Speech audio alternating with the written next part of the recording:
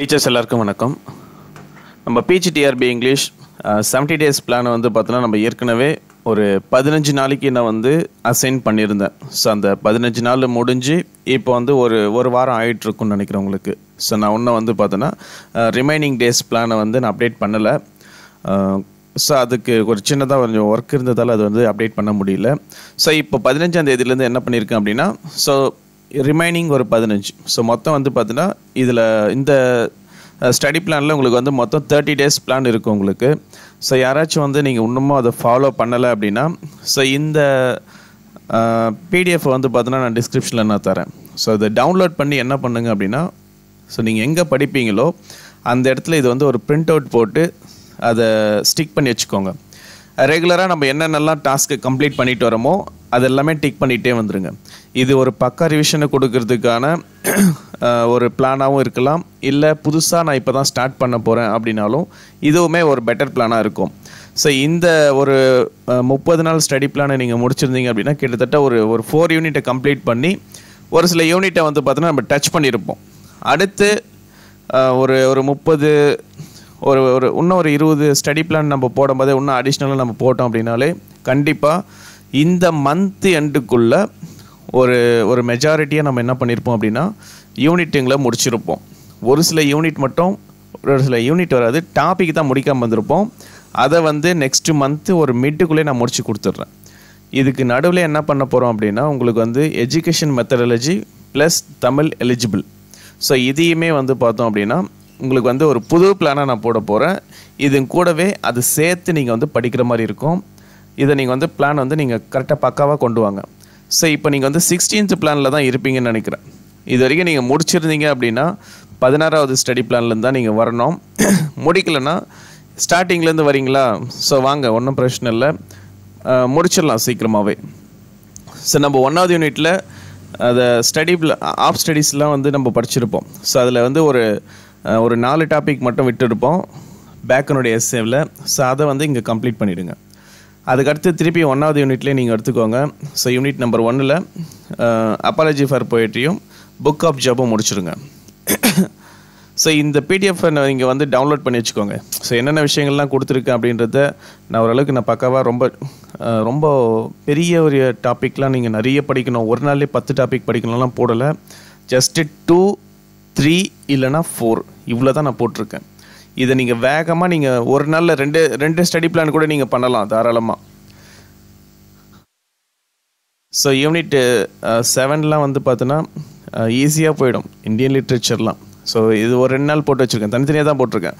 50 நாள் ஒரு நாள் படிங்க, த கோட் இந்த செஷன் ஒரு நாள் படிங்க. இது ஏன் வந்து ஒரு நாள்லே வந்து 2 தானே போடுவீங்களா, ஏன் 4 போடக்கூடாது அப்படின்னு கேட்கலாம். இது ரீசன் என்ன அப்படின்னா, ஒரு டாபிக் படித்தாலும் ஒழுங்காக படிக்கிறோம், அவ்வளோதான். நம்ம என்ன பண்ணுறோம் அப்படின்னா அயவதனா அப்படின்ற ஒரு டாப்பிக்கை ஃபஸ்ட்டு வந்து பார்த்தோன்னா என்னுடைய புக்கில் நீங்கள் வந்து ஸ்டடீஸ் பண்ணுங்கள். பண்ண பிறகு அப்படியே உங்களுக்கு வந்து ஒரு மல்டிபிள் சாய்ஸ் கொஷின் புக் இருக்கும். ஸோ அப்படி இல்லைன்னா ஆப்பில் நீங்கள் வந்து என்ன பண்ணுங்க அப்படின்னா அதை ட்ரை பண்ணுங்கள். அதே மாதிரி புக்கு நீங்கள் கையில் வந்துடுச்சு, யாருக்கெல்லாம் வந்திருக்கோ அவங்களும் புக்கில் என்ன பண்ணுங்க அப்படின்னா ப்ராக்டிஸ் பண்ண ஸ்டார்ட் பண்ணிவிடுங்க. இந்த விஜய் டெண்டுல்கர், இந்த கோட் இந்த செஷன், இது ரொம்ப ஈஸியாக இருக்கும். இதெல்லாம் ஒரே நாளில் நம்ம படிச்சிடலாம், இது வந்து ரொம்ப டைம் எடுக்காது. அப்போ மீதி நேரம் இருக்குமே, நம்ம என்ன பண்ணலாம் அப்படின்னா, ஒன்று அடுத்த டேவோடைய பிளானில் நீங்கள் போயிடுங்க. அப்படி இல்லைன்னா எஜுகேஷன் மெத்தடாலஜிக்கான சிலபஸ் ஸோ இதே மாதிரி பேட்டர்னில் ரெடி பண்ணிகிட்ருக்கேன். உங்களுக்கு அந்த ஸ்டடி பிளான் போடும்போது இது ரெண்டுத்தையும் நீங்கள் சேர்த்து படிக்கிறதுக்கு நேரம் கரெக்டாக வந்துடும். ஸோ இதுதான் வந்து நம்ம போட்டிருக்கிறது இப்போதைக்கு 30 நாள் ஸ்டடி பிளான். ஸோ ஆல்மோஸ்ட் 25ஆம் தேதி என்ன பண்ணிட்டேன் அப்படின்னா யூனிட் 1 மீதி என்னென்ன டாபிக்லாம் மீதி இருக்கோ அந்த சிலபஸில் யூனிட்டில் அது எல்லாமே சேர்த்து உங்களுக்கு போட்டிருக்கேன். மீதி வந்து பார்த்தீங்கன்னா ப்ரொலாக்டிக் ஆன்டிபயோட்டிக். ஏன் இதெல்லாம் ரொம்ப நேரத்துக்கு அப்புறமா இப்போ போட்டுறோம் அப்படின்னா, இதுதான் நம்ம எடுத்த உடனே யூஸ்வலாக நம்ம ஒரு சிலபஸ் எடுத்தாலே என்ன பண்ணுவோம் அப்படின்னா ப்ரொலாக்டிக் ஆன்டிபயோட்டிக் தான் எல்லாருமே ஃபஸ்ட்டு படிப்போம். அதையே நான் ஸ்டார்டிங்லேயே நான் கொடுத்து உங்களையும் வந்து பார்த்தீங்கன்னா கொஞ்சம் எதுவும் பண்ண விரும்பலை, போர் அடிக்கிறதுக்கு. அதனால தான் நான் என்ன பண்ணியிருக்கேன் அப்படின்னா, ஸோ அது நடுவில் நீங்கள் ஒரு வாட்டி படிச்சுடுங்க. ஏன்னா இது வரைக்கும் படிக்காதவங்களுக்கு படிச்சிடணும், படிச்சுட்டு இருந்தால் இங்கே வந்து என்ன பண்ணிக்கணும்னா ரிவிஷன் பண்ணிடணும். அதே மாதிரி Epithalamium, Prothalamium, every man in his humour, so இதெல்லாம் கொஞ்சம் ஈஸியாக போயிடும் வேகமாக.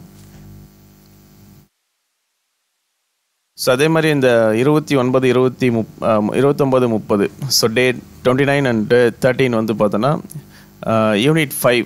ஸோ ஆக்சுவலாக இங்கே வந்து 7ன்னு கொடுத்துட்ருக்கேன். ஸோ யூனிட் 5ல் வந்து உங்களுக்கு இந்த சானட் இருக்கும். ஸோ இந்த சானட்லாம் கம்ப்ளீட் பண்ணிவிடுங்க.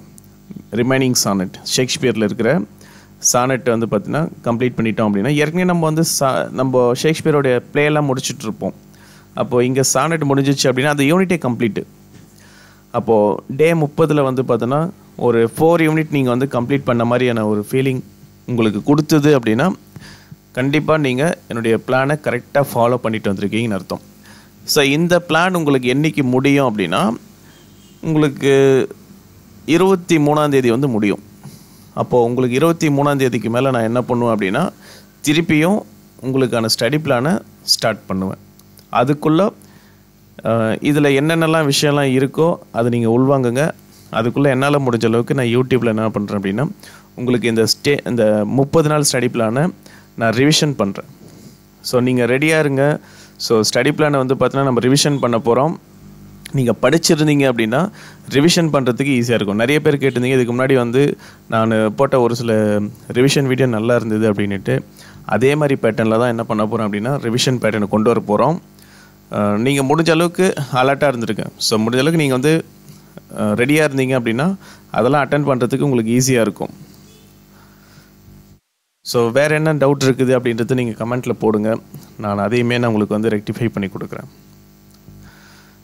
உங்களுக்கு யாருக்காச்சும் வந்து ஸ்டடி மெட்டீரியல் தேவைப்படுது அப்படின்னா ஸோ இந்த நம்பருக்கு கான்டாக்ட் பண்ணுங்கள். ஸோ மெஸ்மரைஸ் அகாடமியோட புக்கு வந்து பார்த்தீங்கன்னா இங்கிலீஷ் டிபார்ட்மெண்ட்டுக்கு அவைலபிளாக இருக்குது. உங்களுக்கு தேவைப்படுது அப்படின்னா இந்த நம்பருக்கு கான்டாக்ட் பண்ணி புக் பண்ணிக்கோங்க உங்கள் புக்கை. தேங்க்யூ.